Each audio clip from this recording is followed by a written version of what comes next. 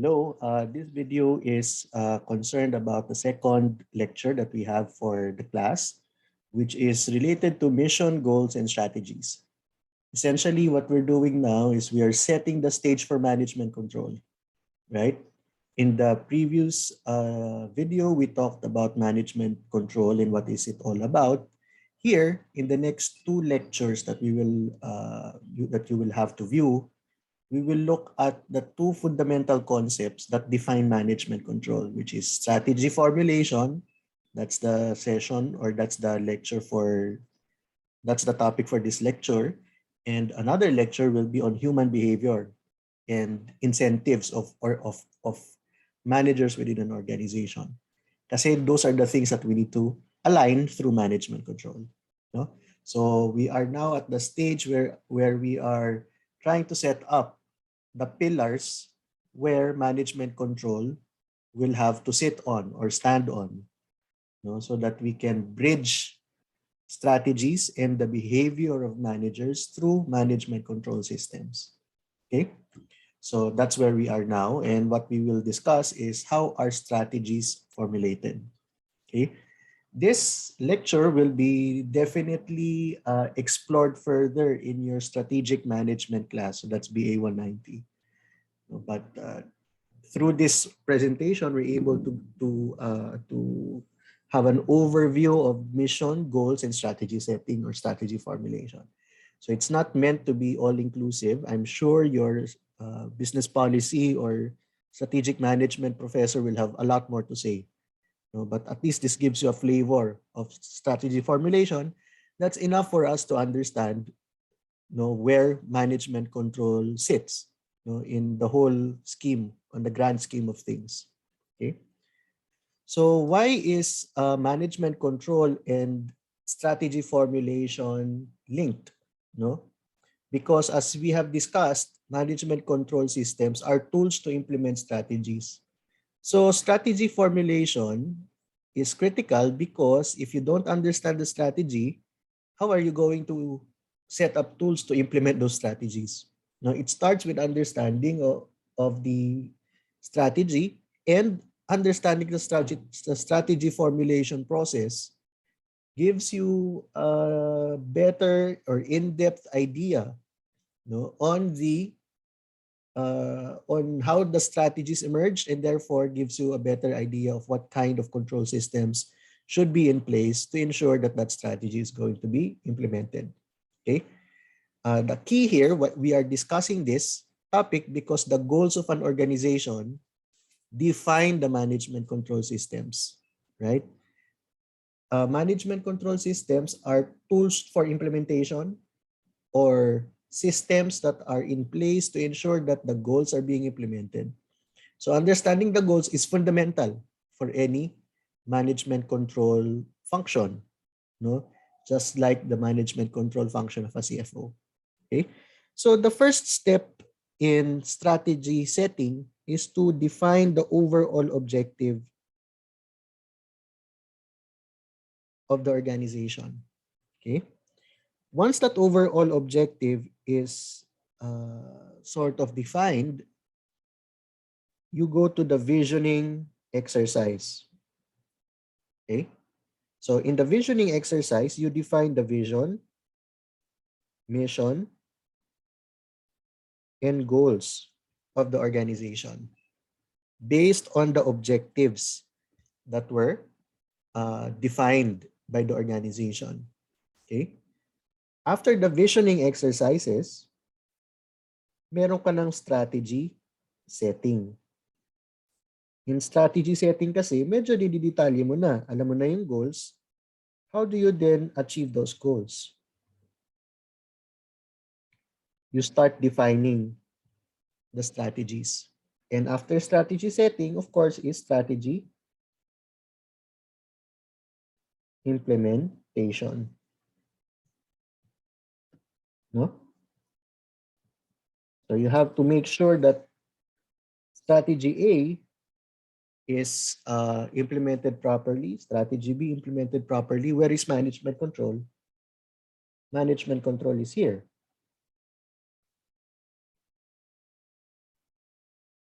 Okay? Management control is the process or the systems in place to ensure that strategies are being converted to actions and are being monitored. No? So essentially, that is the whole strategy formulation process. Now, what are the objectives that we're talking about? Now, these are objectives that are very fundamental to the organization. No? And under our discussion, there are two fundamental objectives of organizations. First is the shareholder maximization view. No? And the second is what's called the stakeholder wealth maximization view. All right? So first, a company must choose whether its objective is to maximize shareholder wealth or maximize stakeholder wealth. Of course, the more sustainable aspect is to maximize stakeholder wealth, but that's what we're going to discuss in the next few slides. Once makapili ka na, ano bang gusto mo? Mag-increase ang wealth ng shareholders only or mag-increase ang wealth ng all of your stakeholders? No, once you have defined that, then pwede ka na mag-visioning exercises. No? Vision, mission, and goals of an organization. Once you have defined the goals, then you go to strategy setting. How are you going to achieve those goals? No? A, B, C, D, E. Okay? Once you have defined A, B, C, D, E as your strategies, how do you then implement them? No? And how do you ensure that it's being implemented? So that's the context of management control. Okay? So given this overall context, let's now discuss the first objective, which is shareholder maximization view. Shareholder wealth maximization view. Okay? All right. So what is the shareholder maximization view or the shareholder wealth maximization view? Basically, this is the traditional finance objective of corporations. No, businesses are the objective of organizations is maximize the wealth of shareholders. Because at the end of the day, they are the owners of the organization. They provided capital, and so there should be the returns to shareholders are the most critical aspects of an organization. Okay. One principal issue with respect to the shareholder maximization view is the emergence of the principal-agent relationship or the principal-agent conflict. Okay? Or the principal-agent problem. In a company, you have shareholders, right? So the shareholders infused money into the company, right? But the company is not operated by the shareholders, right? Who operates the company? You have management. So yung shareholders, they infuse money to the company. Pero yung management of the company can be a different set of people, right? So for example, look at say for example, random listed company, Converge, for example. The owners provided money to the company. But the owners are not the only ones. The owners are not the only ones that are managing the company, right? Mayroon silang mga hinire na tao para those people will manage the company. Okay? And those managers are not owners of the organization. Right? Hindi sila ang may-ari. At dahil hindi sila yung may-ari, management's motivation in managing the company might not necessarily align with that of the shareholders. So doon lumalabas yung principal-agent problem, okay, or the principal-agent conflict. Are managers working for the best interest of owners, which is shareholder wealth maximization? Or are they incentivized towards actions that will not necessarily advance shareholder wealth maximization? Anong example niyan? Okay. Example niyan is, for example, here's one example. Our example is, for example, we have a company, no? And then ganito, the company's value, the value of the company is say negative na. It's not doing very good. Okay? For example, the value is negative 100 million. Pag vinalue ang kumpanya, yan ang value of the company. Okay? And then management is confronted with two investment options. Merong isang investment option that they have a 5% chance, okay, that it will yield say 200 million of value for the company. Okay? So again, there's a 5% chance na magi-increase ang wealth ng company by 200 million. There's a 95% chance that zero, or 95% chance, say kahit hindi zero, but say negative 50 million ang magiging potential result, no, of the investment. If you get the expected value here, what's 5% of 200? That's 10 million, right? What's 95% of 50 million? That's negative 45 million. So negative NPV yung expected value of this project na merong two possible outcomes. 5% chance that it will be highly successful, 95% chance that it will fail. So if you look at it rationally, right, negative 35 billion yung expected net present value of this project, and therefore should not be pursued. However, alam ng management na ang value ng company, negative 100. So itaya ko na lang kaya yung whatever money that I have. Kasi may 5% chance naman eh, no? Na pwede siyang maging jackpot, right? And there's 200 million. Okay? The shareholders don't know that. Bakit hindi yan alam ng shareholder? Di naman sila nagpapatakbo ng kumpanya eh. So hindi nila nakikita yung day-to-day decision making ng managers. But managers see this, no? And they know that they will be incentivized, no? Kasi lugi naman na eh. Parang nothing to lose, right? Lugi na, nothing to lose. Eh di kung jackpot tayo, na-save natin yung company. So yun yung thinking ng managers. Right? So that's one example of a principal-agent relationship. Managers are not necessarily working towards the interest of the shareholders. Kasi if you look at it from a rational standpoint, it's negative NPV. No? So therefore, dapat wag natin yung i-pursue at all. Even though there's a probability of high success. Right? Pero willing itaya yan ng managers. Bakit? Di naman nila pera yan. Right? And also, kung maging jackpot bigla, right? Then it's going to be a positive thing or para mapupuri pa yung management. Shareholders walang kaalam-alam. Hindi nila alam yan because they are not part of the day-to-day management. And so that's one example of the principal-agent relationship. Okay? And the principal-agent conflict.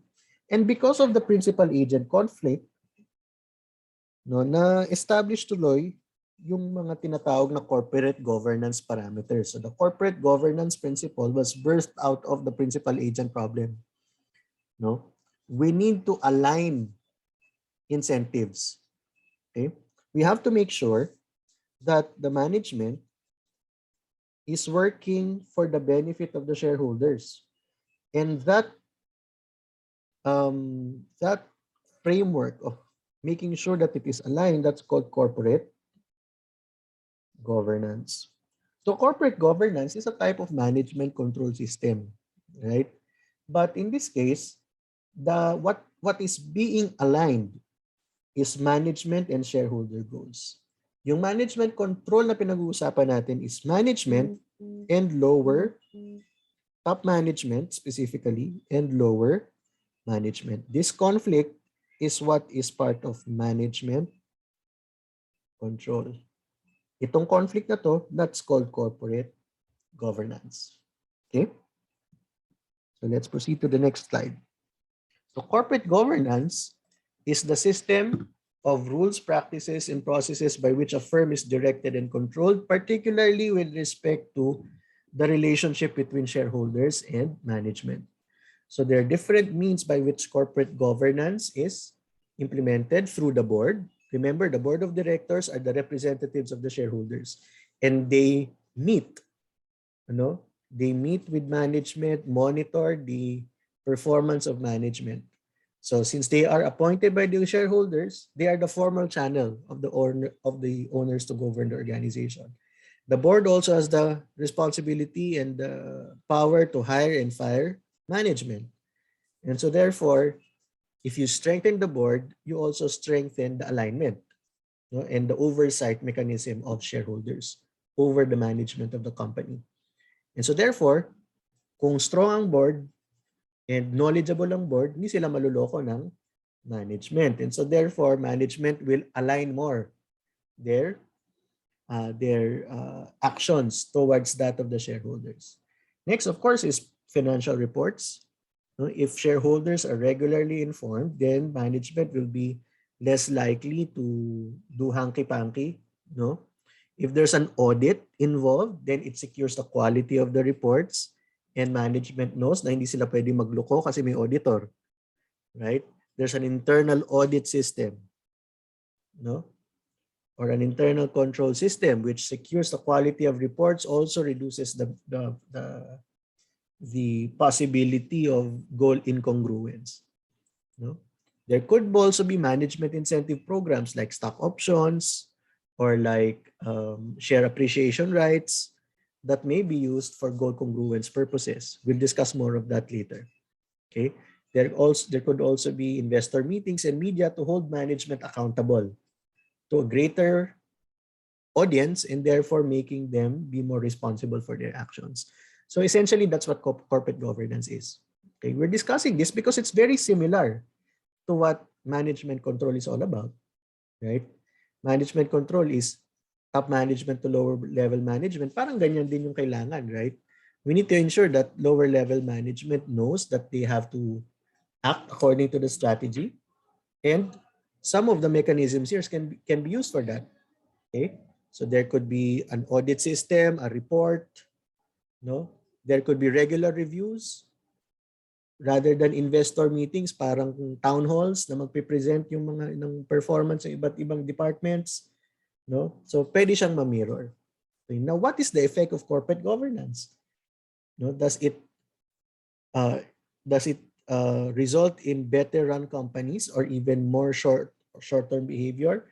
Based on our book, the answer is that it's still up for grabs, meaning hindi pa siya well-established whether improved corporate governance result to well-governed companies. But at least in economic theory, it bridges the information asymmetry between shareholders and management, which reduces goal incongruence and therefore improves alignment of objectives. Okay. Another view with respect to the goals of an organization is the stakeholder wealth maximization view. Basically, the principle is hindi dapat shareholders lang ang nakikinabang in a company. Organizations exist to fulfill the demands of not just the owners but all of its stakeholder groups. Okay? So if in shareholder wealth maximization, ang mina-maximize natin yung equity kasi equity ang shareholder wealth, di ba? So ang objective natin is to increase equity. So if you look at, if this is the pie of the company, okay, debt, equity, what we want to do is to increase the value of equity, right? That essentially is shareholder wealth maximization. Under stakeholder wealth maximization, the view is if this is the pie, a portion of that goes to equity, a portion of that is actually paid to the government, right? A portion of that is paid to your suppliers. Okay? Ang idea between ng stakeholder wealth maximization is rather than increase the equity portion only, we need to increase the pie. Para lahat nag-benefit. Equity benefited, dati ito lang yung part niya. Ngayon, ganyan nakalaki. Government benefited, Dati ito lang ang part of the pie, pero lumaki na. Suppliers benefited. Dati ito lang yung business na sa'yo, ganito lang kaliit. Ngayon ganyan na kalaki. Okay? So if you want a visual perspective, that's what stakeholder wealth maximization is. Increasing the asset values, right? Because if you increase the asset value, supposed to be lumalago yung business and therefore your suppliers have a lot of business from you, making them also benefit from your growth. Okay? Kung lumalaki ka, you have to pay your employees. So dapat nakikinabang yung employees sa growth mo, right? By increased salaries also, right? So therefore, under a stakeholder wealth maximization view, okay, good performance is not mainly based on return on equity or not based on how well performing equity is. Okay? Your definition of success will include other factors aside from equity maximization, right? Are you paying the right taxes? No? Are you paying your employees well? Are they being trained? No? So under stakeholder wealth maximization, you have a more balanced view of what success looks like. No? So of course, there are various arguments with respect to the for the stakeholder view. Obviously, the organization cannot survive aside without these different stakeholder groups. It is ethically questionable to systematically favor one group over the others. No? It ensures that stakeholders are happy, and therefore it will lead to everyone's higher profitability. And considering all stakeholders is a more long-term view and more sustainable, right? Because if your suppliers are happy, may maasahan ka na long-term supplier. Hindi sila basta-basta mawawala. But if you try to squeeze them every time, no, eventually your suppliers will go out of business and therefore ikaw wala kang supplier. Right? So it's not a sustainable view to just maximize shareholder value every time. No? So you have to also consider that. So who are the stakeholders that we're talking about? These are some of the stakeholders of an organization. The owners, the customers, society, lenders, suppliers, and employees. So therefore, if you subscribe to the stakeholder view, okay, your vision, mission, and goals will have to change, okay, and subscribe to the stakeholder view.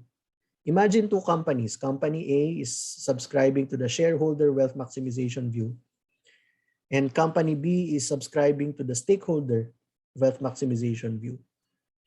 No, magkaiba sila ng minamaximize. Ang minamaximize ng company A is equity value. Ang minamaximize ng company B is asset values or making sure that everyone benefits. All of these stakeholders benefit from the performance of the company. Right? So kung ganun, magkaiba sila ng vision, mission, and goals. Magkaiba rin sila ng strategies. Kasi ang strategy ni company A is to make sure na will do his best to make sure that equity value increases. And it may entail, for example, finding low-quality suppliers, for example. It may also entail, for example, not spending on CSR. It may also entail, for example, employees are not given so much training. Kasi singular lang yung view, which is increased shareholder wealth maximization. Under the stakeholder view, you'll have to consider all of this. And therefore, the measure of success is also different. And once they have chosen what kind of view they have with respect to the purpose of their organization, no, then pwede na silang maggawa ng vision, mission, and goals. Okay? What is the mission of an organization? So the mission of an organization, the mission states the purpose of the organization. Para saan ang kumpanya na ito? Okay? What does it represent? Okay? Why are missions important in strategy setting? No, kasi it sets the tone. What does your organization stand for? Pag sinabing Ayala Corporation, no, ano ang Ayala Corporation? So essentially that's what a mission is. It sets the tone for what the strategy and the actions are going to be. Okay? So A mission is important in terms of strategy setting because I think it has a lot of impact on organizational culture. It inspires employees. It attracts people to the organization. It encourages team spirit because alam nila yung sense of self ng korporasyon. And therefore, they relate na, that mission is something that I am also very much passionate about. So ito, in the in the context of management control, why is mission important? Mission is important because it contributes to input controls. Remember from our lesson last time, part of the different types of control systems is a control related to employees, which are input controls. And setting a mission for the organization and checking whether the hires that you have in your organization subscribes to or believes in the purpose of the organization, then it contributes to their ability to implement strategy, right? Because they believe in the mission or the purpose of the organization. So for example, for Ayala Corporation, look at their mission, anchored on values of integrity, long-term vision, empowering leadership with a strong commitment to national development. Ayala fulfills its mission to ensure long-term profitability and value creation. Ayala creates synergies as it builds mutually beneficial partnerships and alliances with those who share its philosophies and values. So if you look at this mission, it's anchored on several things. Number one, they are still ensuring long-term profitability and value creation. So hindi nawawala yung shareholder wealth maximization. However, there are several aspects which sort of differentiates its mission from others. Number one is this one. The values of the organization is defined here. Their values are integrity, long-term vision, empowering leadership, and a strong commitment to national development. So they are open, or they want to fulfill or ensure long-term profitability and value creation, given that they are doing it under the values of integrity, or with the values of integrity, long-term vision, empowering leadership, and commitment to national development. So it's sort of malalaman mo rin kung yung mga tao in your organization, do they subscribe to this? Do they believe in integrity? Do they believe in strong commitment to national development? Pwede namang wala to eh. Yung strong commitment to national development, pwede namang wala yan. Right? In a mission. Right? But the company chose that because it is subscribing to, say, stakeholder wealth maximization, okay, that national development is critical. Right? And it wants its people to have the same values while doing financial matters, which is long-term profitability and value creation. And what strikes me also is they build beneficial partnerships. Okay? So they want partnerships to be mutually beneficial. So it sets the stage of what kind of strategies are we going to implement. Right? Hindi tayo pwedeng maglagay ng strategies na kotongan natin lahat. Right? Because we said that our value is integrity. Right? We cannot include in strategies short-term investments. Why? Because sabi natin sa ating mission, we are looking for long-term vision. Sabi natin sa mission natin, long-term ang ating vision when it comes to our investments.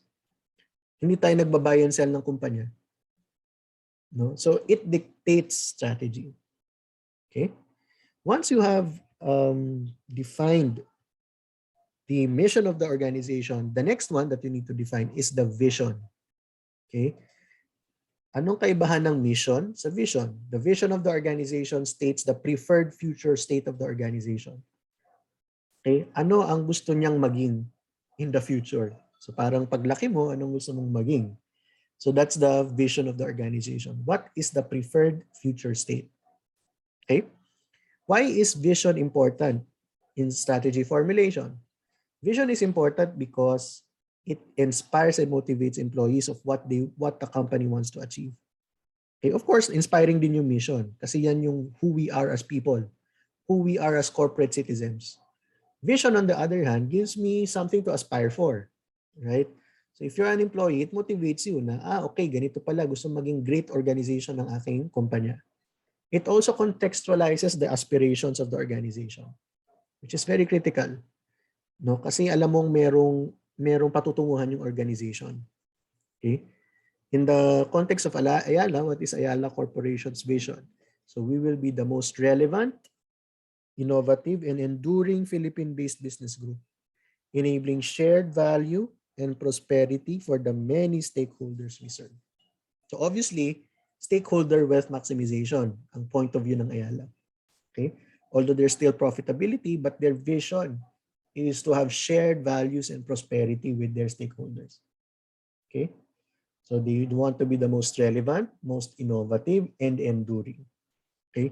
Now, whatever that means, ano ibig sabihin ng relevant, innovative, and enduring? We have to further define that into strategies of the organization and goals of the organization. Okay? So essentially, that's what the vision is. When we talk about goals of an organization, there are two types of goals. No?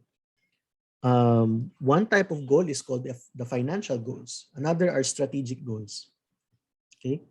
Financial goals are essentially, ano ba ang financial measures natin? It could be profitability, it could be cost effectiveness, it could be increased share prices or investment returns. So ito yung numero. What is our success in terms of money, financial goals? Okay? Pero meron din namang strategic goals ng isang organization. Okay, which is like the implementation of your vision. How do you achieve the vision? Those are the strategic goals. No?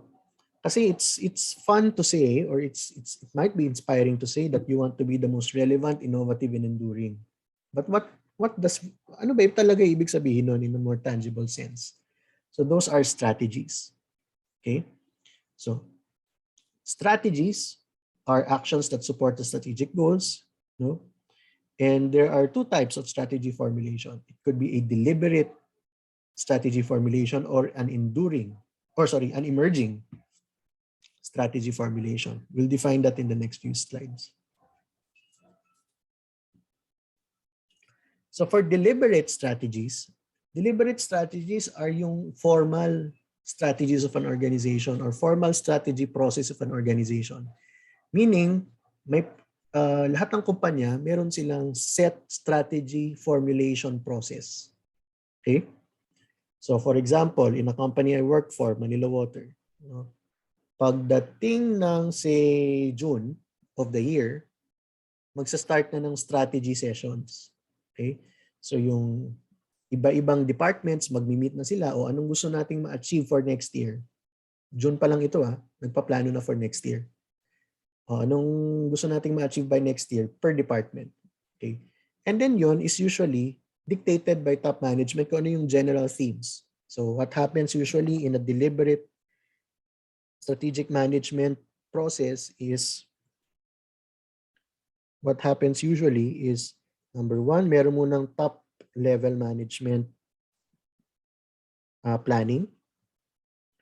And then gagawa sila ng themes for 2023, which is next year, for example. Okay? Once they have those themes, meron ka ng lower level management planning. Okay? Ito ang themes natin for next year. Gawa na kayo ng plano nyo. And then, pagdating ng lower level management, ipipresent yan to top management. And then top management to decide what the final strategy is. Okay? So this is usually a formal strategic planning process. So in the company I worked for, Manila Water, that is June. Okay? Dapat tapos na yung strategic planning by August. Kasi by August, budget process na. Kasi kung ano yung na-approve na strategy, kailangan budgetan. Right? So from strategic planning process, it feeds into the budget planning process. Okay? So yung deliberate strategies are strategies that emerge out of established processes within an organization.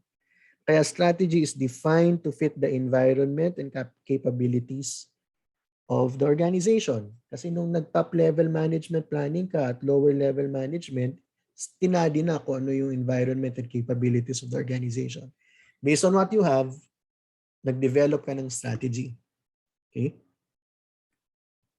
So yun yung deliberately mong pinagplanuhan. So that's what deliberate strategies are. Okay? And for deliberate strategies, there are generally two perspectives, the design perspective and positioning perspective. Yung design perspective, essentially, yun yung dinescribe kong process.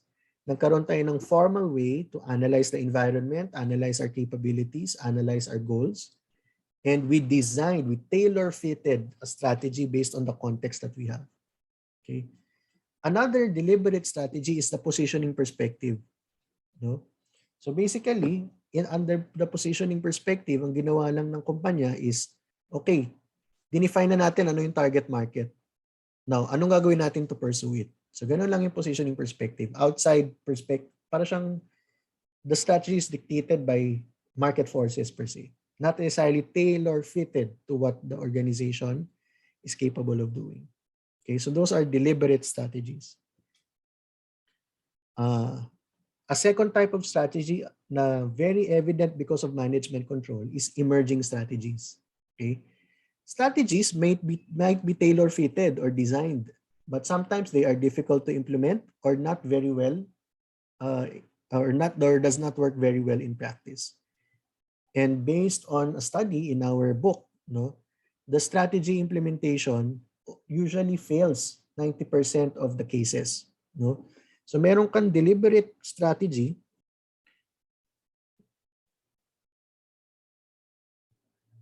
yung deliberate strategy mo, in-implement mo na.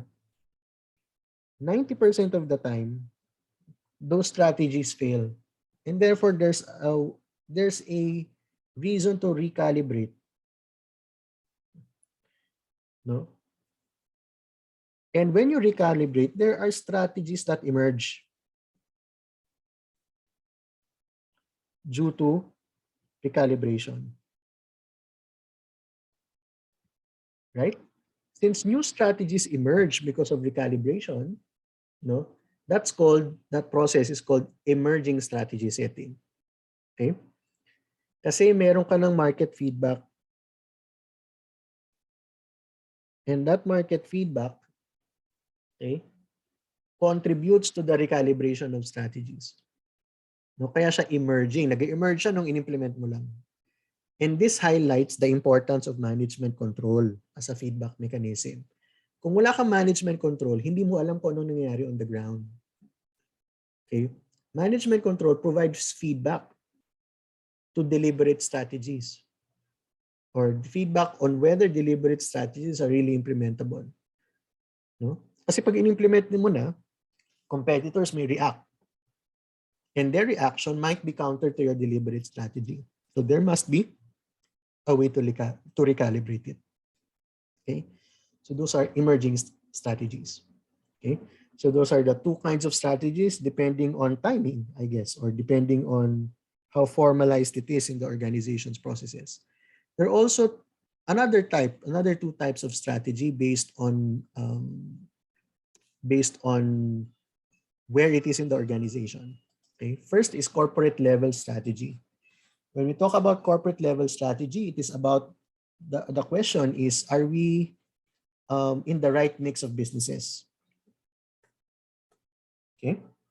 So yung corporate level strategy is from the point of view of top level management, and it talks about the portfolio of businesses that the company is in. Okay? Yung portfolio of businesses ba niya is something na nasa right mix of businesses mo siya based on the portfolio of businesses he has now. Okay? So, corporate strategy is concerned of questions of where to compete rather than how to compete. The question of how to compete is called business unit strategy. Okay? And the question of how to compete, where to compete, there are usually three types of businesses under that or corporate strategies. Number one, corporate strategy is single industry ka lang, meaning you don't want to compete in too many markets. You want to compete in only one market. Single industry company ka. For example, is Maynilad. Maynilad is only related, that company is only engaged in one business, which is a water company. Okay? Contrast that versus Metro Pacific. Metro Pacific is called related diversification. Iba-iba, meron siyang iba't ibang businesses, but they're all related to each other. Because MPIC has an infrastructure play. If you look at the subsidiaries of MPIC, no, iba-iba silang businesses, but they're all related. So for example, MPIC owns Meralco, electric utility. MPIC owns Maynilad, water utility. MPIC owns MPTC, toll road company. No? Toll road company, related in infrastructure. MPIC owns a number of hospitals, related. Okay? MPIC, I think, still owns a logistics company. Hindi ko lang alam kung nagsara na. No? Related pa rin sa infrastructure. Because they have synergies in between them. Right? And that's the idea behind related diversification. On the other hand, unrelated diversification is they play in different businesses and those businesses are not necessarily related to each other. Example is JGS, GG Summit. They own URC, so beverage company, snack company. JGS owns Cebu Pacific Airline. Cebu Pacific, JG Summit owns a bank. What's the bank name of JG Summit? They have a bank. I forgot the name. Okay. Right. It's a small bank. They own petrochemical companies. Right. They own they own the Clark Airport. They're the operators of the Clark Airport. So yun, medyo related sa Cebu Pacific. Okay. But those companies are very different from each other. And that's called unrelated diversification. So companies will have to decide whether one is better than the other for them. Okay? Yung specific process of choosing, hindi na natin mako-cover here. No? We'll have to cover it in your strategic management classes. Okay? Now,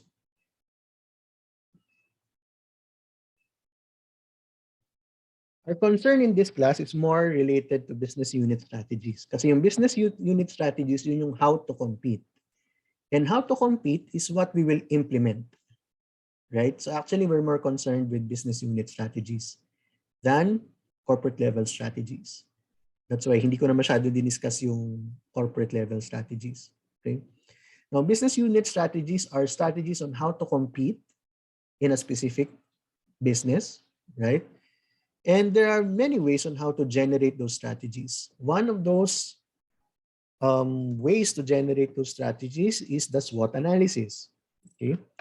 So I'm sure you have used the SWOT analysis. So you assess the strengths, weaknesses, opportunities, and threats of an organization. So what are the strengths? Strengths are the things that your company does well, qualities that separate you from competitors, your special internal resources and skills, okay, and whatever tangible assets that you have that gives you a competitive advantage versus your competition.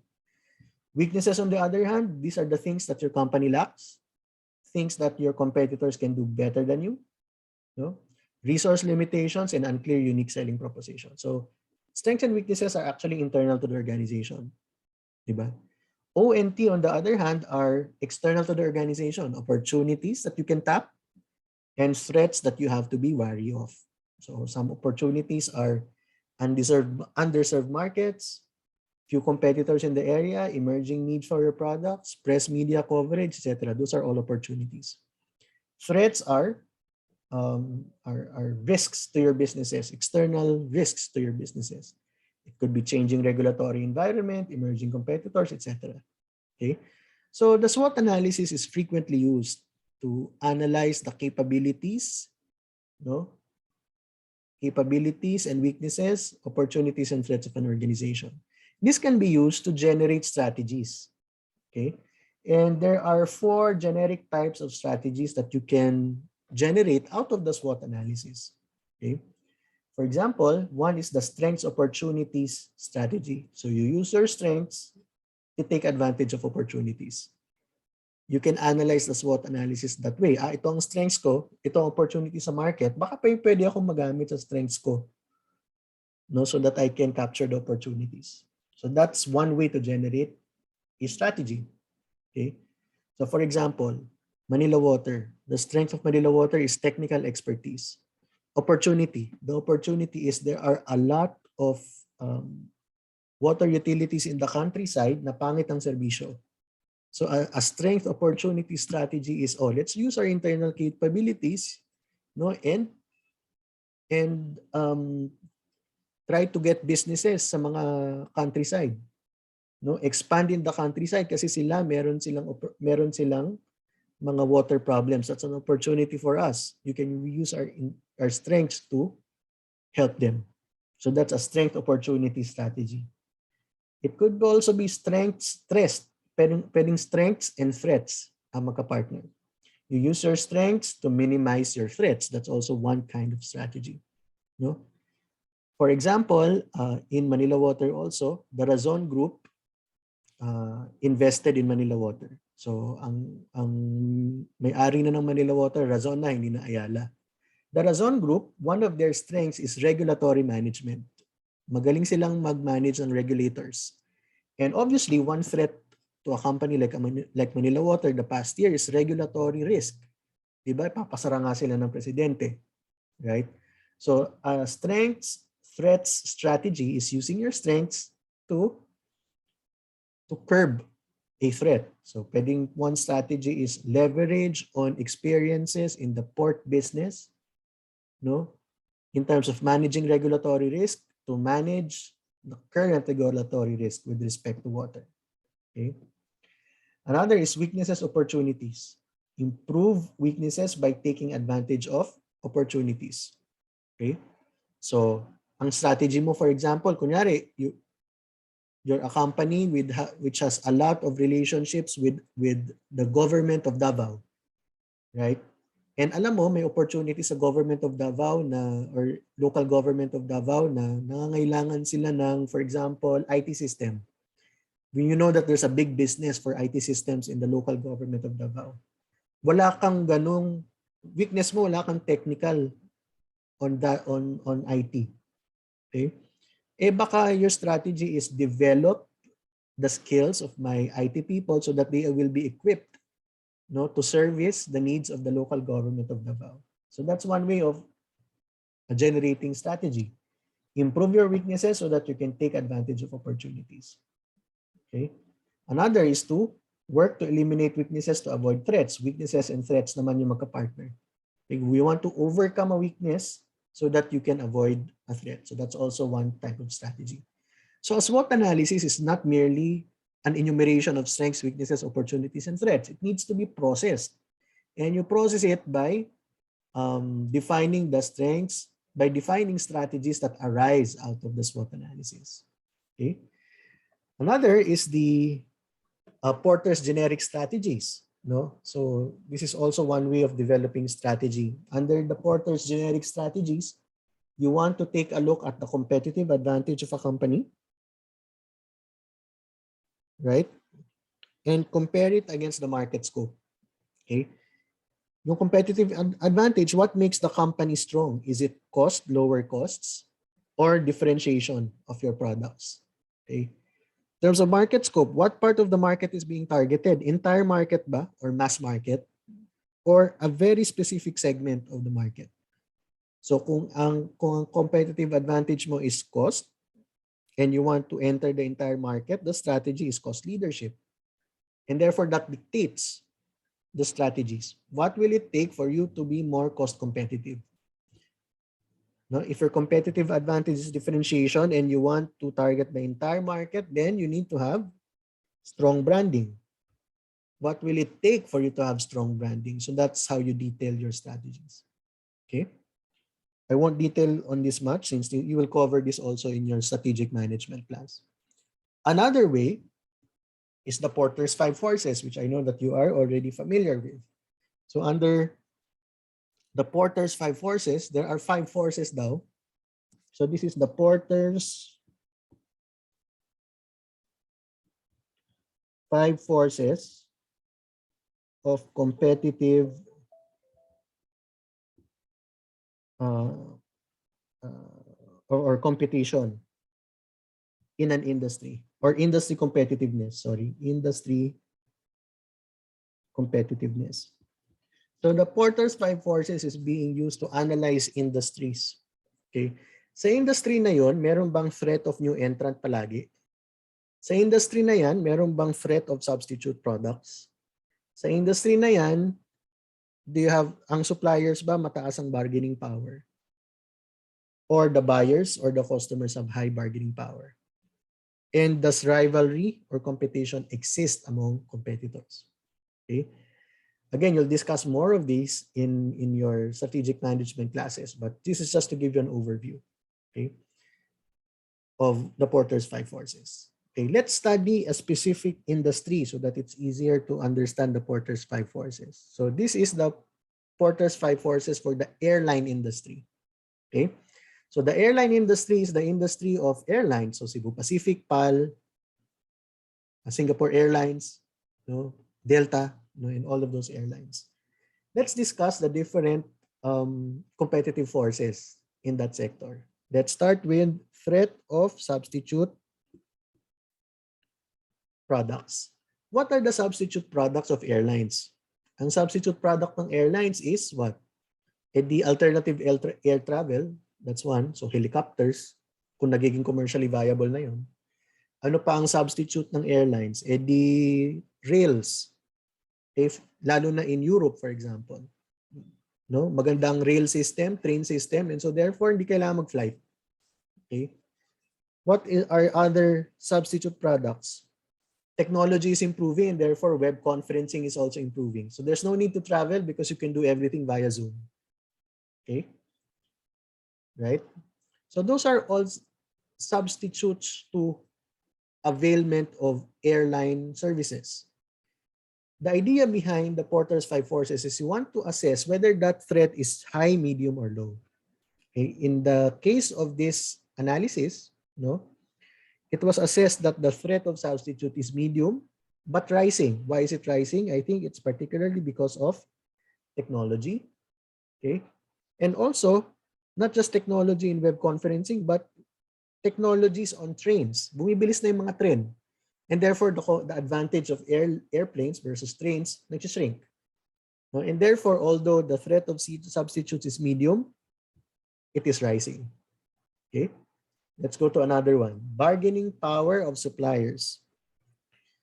Who are the suppliers of airlines? Okay.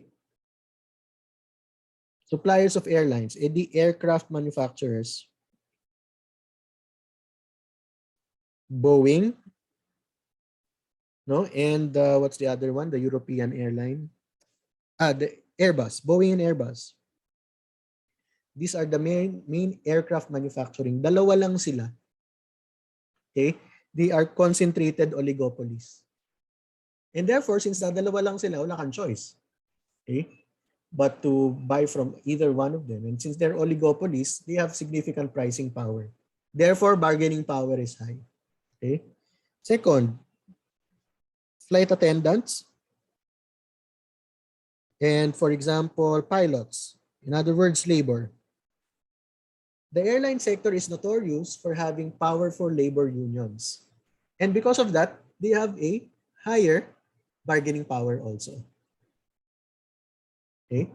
So therefore, based on this and a few others, no, the bargaining power of suppliers are high. Another monopoly are airports. Siyempre, right? Ang supplier ng airline ay airport. Kung saan sila lalapag, right? Since airports are, wala kang choice kundi mag-land, for example, sa Changi Airport, or wala kang choice but to land in NAIA. Those are also local monopolies and they have a lot of power. Okay? Next, bargaining power of buyers or customers. Okay? Is it high or low? Buyers are fragmented. Air travel is a standardized product. There are two, for example, airlines. Hindi naman masyadong differentiated yung dalawa na yun. And so therefore, madaling mag-switch. And since madaling mag-switch between airlines, the bargaining power of the customers are high, right? Because they can always ditch you, correct? So that's why the bargaining power is high. Threat of new entrants, okay, is also high, okay? Although high capex is involved, you have, mahalang airplanes, okay? But there's limited incumbency advantages. Wala masyadong advantage if you're an existing airline already. Okay, and therefore threat of new entrant is high. And because of that, competitive rivalry is high. So in terms of industry competitiveness,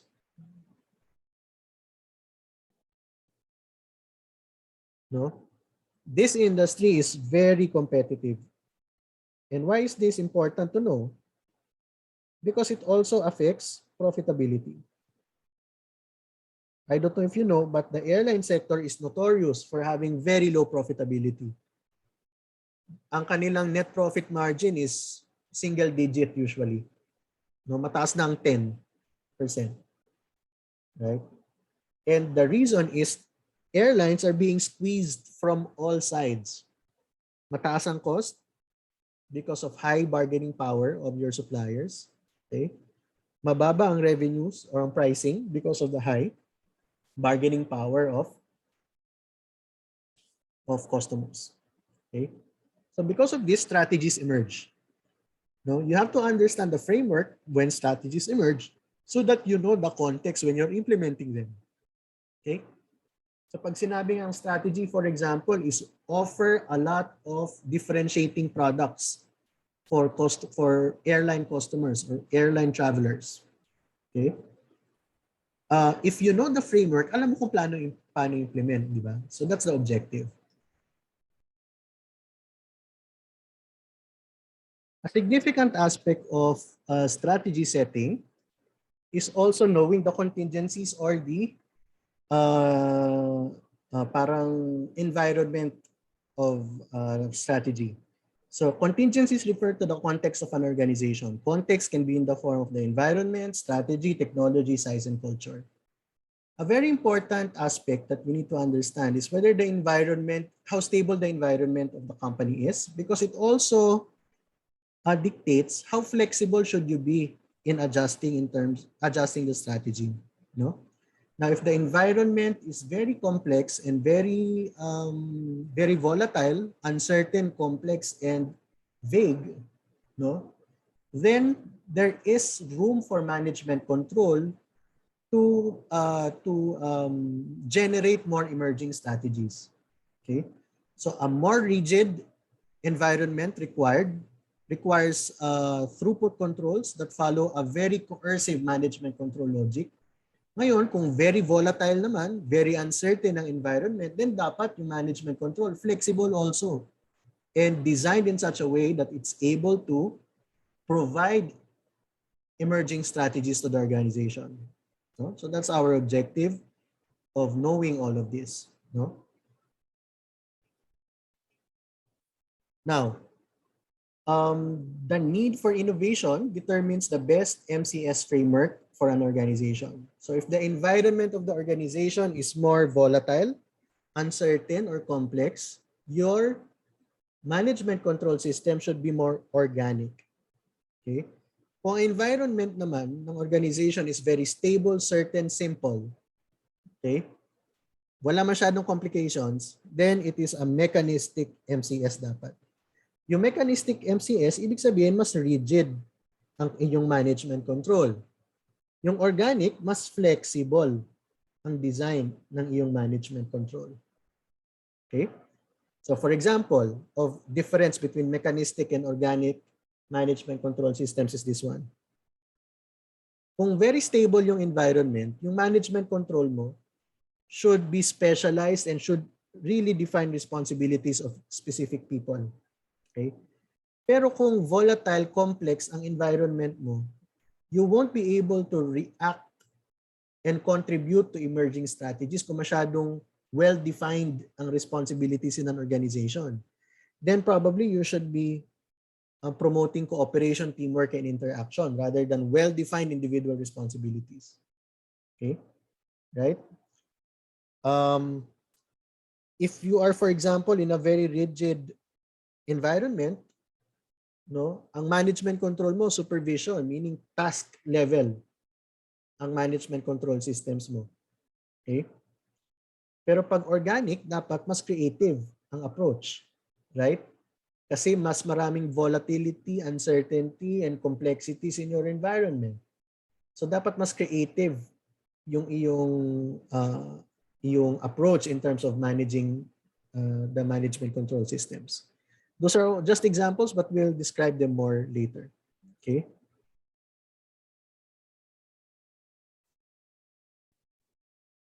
So as an example, let's look at the strategies of Ayala Corporation. So we're given the vision, mission, and here are the goals of Ayala Corporation.